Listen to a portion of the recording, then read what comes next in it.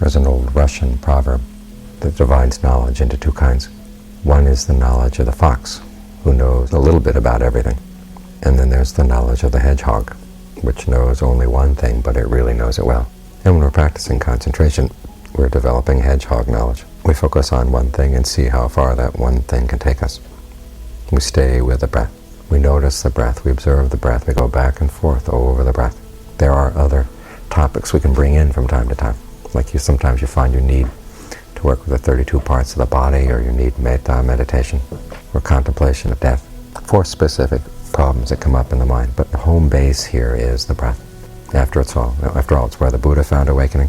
It's something that's always there, and it's always immediately relevant to whatever's going on in the mind. If there's anger in the mind, the breath gets involved. If there's lust, the breath gets involved. If there's fear, the breath gets involved. When you're sleeping, the breath gets involved. When you're anxious, restless, the breath gets involved. And although sometimes it's hard to grab hold of the issues going through the mind, it's a lot easier to focus on the breath.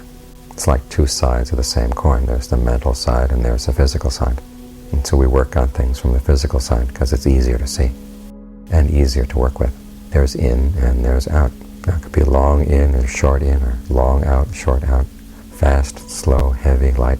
But as you get more and more in touch with the breath, you find you gain a better and better sense of precisely what kind of breathing is good for what kind of problem in the mind, or what kind of breathing is good for certain kinds of problems in the body.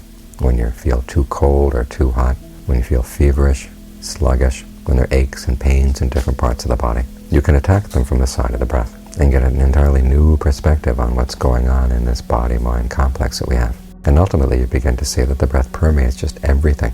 It's only when you hit the formless states that the breath is no longer relevant. But even to get there, you need to work with the breath first. So we sit down every day and meditate and start out with the breath. And sometimes you may wonder, well, when does it get on to the next stage? Well, don't worry about it. Things develop on their own. It's like a fruit ripening. It has to go through its various stages to get to ripeness. And where is the ripe fruit? Well, it's going to be the same place where the unripe fruit is. It's just that time and moisture and sun and nourishment turn the unripe fruit into a ripe one. Whether it's out you're having to paint it the right color, or squeeze it to get the right texture, or blow into it to get it to the right size. These things develop from the proper nourishment. So you don't have to worry about what the next stage is. The next stage comes from the stage you're in right now. Doing it properly, getting more and more familiar with it. And it's that quality of familiarity that makes things new, or allows for things to become new. There's a story, it's in the text, about the Buddha talks about the foolish, inexperienced cow.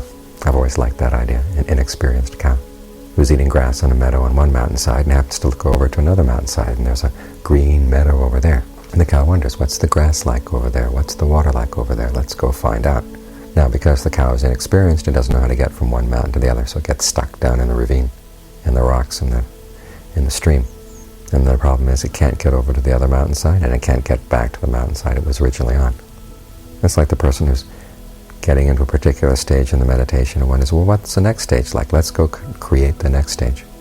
You can create all kinds of things in the mind, but it's not necessarily the next stage or what the mind would develop into if you naturally let it develop. This is why it's important that you just keep coming back to what's right here, right now. And what develops is a sensitivity through your powers of observation, and it's the sensitivity that moves you on to the next stage.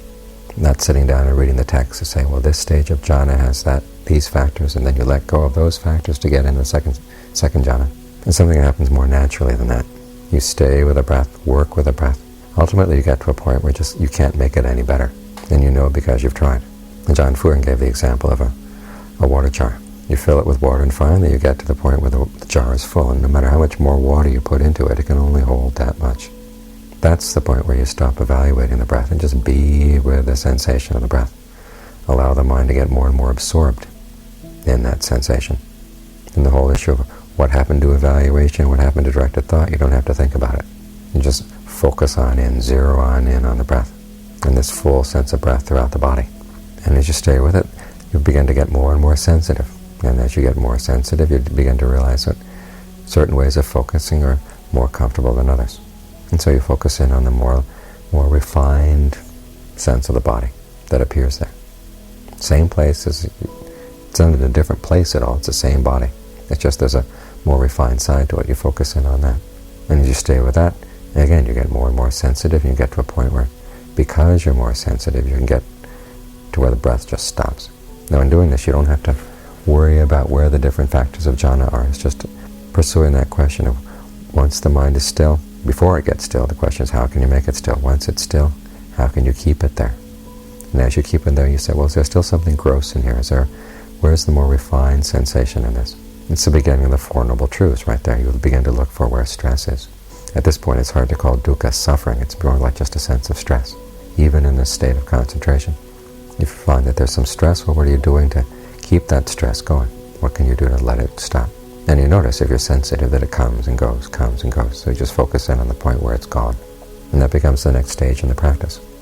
It's only when you leave meditation and review what you've done that you begin to realize, oh, this was this and that was that. While you're doing it, you don't have a lot of labels for things. It's just a question of increased sensitivity and a willingness to let go of all the things that weigh down the mind.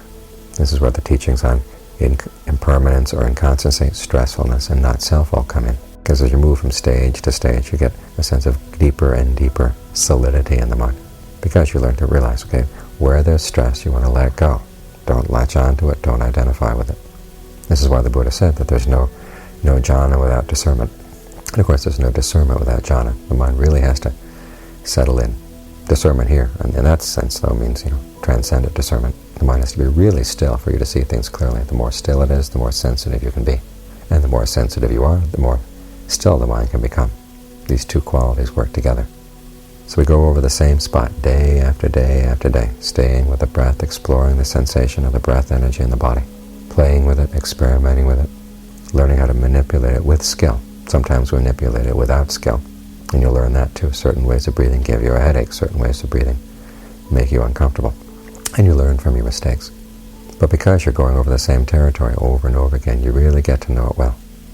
It's like going back and forth over a road. The more times you pass over the road, the more you know it. Here are the good restaurants, and here's a good place to stop, and these are places where it tends to be dangerous, and these are places where you can relax. And you begin to realize, in the old days, you take a path through the forest, and you begin to realize, well, this is the spot where there's edible plants, and this is the spot where there's good water. Because you keep going back and forth over the road over and over again. And if it's a path we begin to wear it smooth, so you can go more and more easily. So there's not that much to focus on. There's not that much you have to know in order to practice. Learn the precepts, learn the basic steps for the meditation, and then just sit down and do it. And as you do it, you get more sensitive to what's going on, both in the technique of the practice and what you learn about the mind. And that's the kind of sensitivity that develops into the insight, into discernment. Not discernment that you read in books, but the real quality of seeing things as they happen for what they are. And that's the kind of discernment that can be liberating. You can say the names of all the wings to awakening, all these other things that you can read about, but it doesn't liberate you. You can memorize it and talk about it, but unless you sit down and practice, it doesn't free you. This is where you really see the taste of the Buddha's teachings. As he said, all of his teachings have a single taste. Just like the ocean has a single taste, the taste of salt. All the Buddha's teachings have the taste of release. But the only way you get to know that taste is if you put them into practice properly. You can read the teachings for information, but you can also read them for the way they perform on the mind, the way they act on the mind. They point you in certain directions, make you ask questions you might not have asked before, help you to see things you hadn't seen before, make you realize where you're causing yourself unnecessary suffering. And once you see it's unnecessary, nobody has to tell you, you let go. And it's in letting go that you're freed. This is why the Buddha used the image of fire for nirvana, because they believed that fire was both clinging to the fuel and trapped by the fuel because it was clinging. Once it let go, it was freed. It's the same with the mind. Once you learn how to let go of the places where you're causing yourself suffering, the mind gets freed. That's how the teachings perform, how they act on the mind to get you to do this. Someone said that the practice here is a performing art. It's a skill that you work on. And the skill works on the mind to open things up in the mind that you wouldn't have seen before. That's the kind of knowledge we're working on.